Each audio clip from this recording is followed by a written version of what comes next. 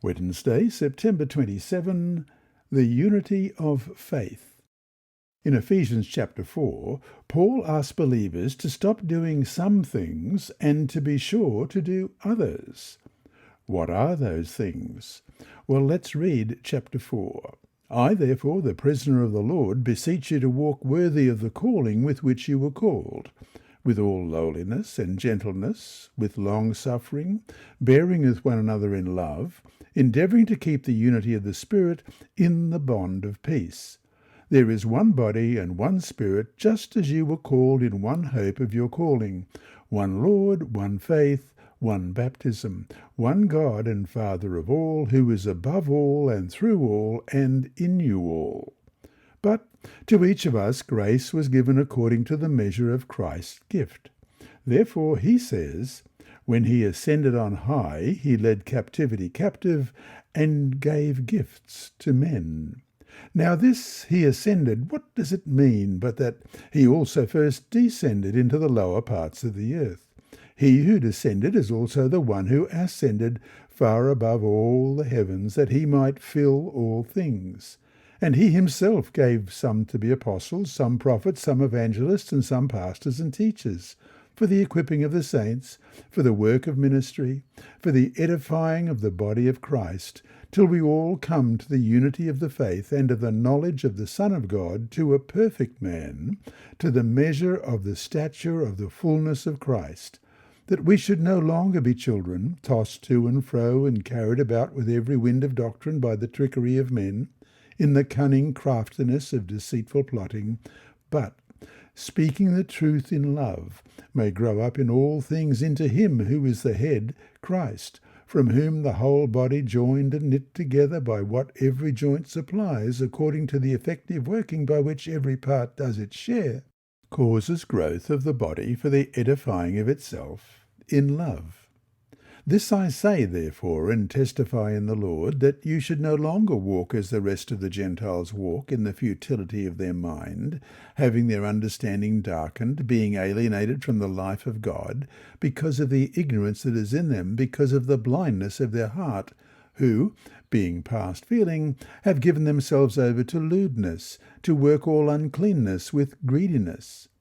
But you have not so learned Christ, if indeed you have heard him and have been taught by him, as the truth is in Jesus, that you put off concerning your former conduct the old man, which grows corrupt according to the deceitful lusts, and be renewed in the spirit of your mind, and that you put on the new man, who was created according to God, in true righteousness and holiness. Therefore, putting away lying, let each one of you speak truth with his neighbour, for we are members of one another. Be angry and do not sin. Do not let the sun go down on your wrath, nor give place to the devil. Let him who stole steal no longer, but rather let him labour, working with his hands what is good, that he may have something to give him who has need. Let no corrupt word proceed out of your mouth, but what is good for necessary edification, that it may impart grace to the hearers. And do not grieve the Holy Spirit of God, by whom you were sealed for the day of redemption. Let all bitterness, wrath, anger, clamour, and evil speaking be put away from you with all malice. And be kind to one another, tender-hearted, forgiving one another, even as God in Christ forgave you. Ephesians 4 begins and ends with calls to care for each other as church members in verses 1 to 3 and verse 32. Between these invitations, Paul offers strong support for the idea that we should nourish unity in the church. He begins by listing 7 ones. There is one body, one Spirit, one hope, one Lord, Jesus Christ, one faith, one baptism, one God and Father, in verses 4 to 6. We are bound together by these spiritual realities. We are, in fact, united. While unity is a theological certainty, it requires our hard work. So we should always be endeavouring to keep the unity of the Spirit, as it says in verse 3. One way each of us may do so is by being an active part of the body of Christ, as we're encouraged in verses 7 to 16. Every member is a gifted part of the body and should contribute to the health of it, we read in verse 7 and in verse 16. And all should benefit by the work of apostles, prophets, evangelists, pastors, and teachers, we read in 11 and 12. These, like ligaments and tendons, have a unifying function, helping us grow up together into Christ, who is the head of the body, verses 13 and 15. At the time, Paul also told them that we should no longer be children, tossed to and fro and carried about with every wind of doctrine by the trickery of men, in the cunning craftiness of deceitful plotting, in verse 14.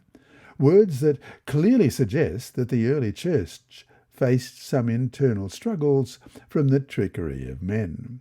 As Paul moves towards his final appeal to be kind to one another, tender-hearted, forgiving one another in verse 32, he asks believers to avoid their former hard-heartedness in verses 17 to 24, and to avoid anger and harsh speech, substituting instead language that builds up and imparts grace in the final 6 verses.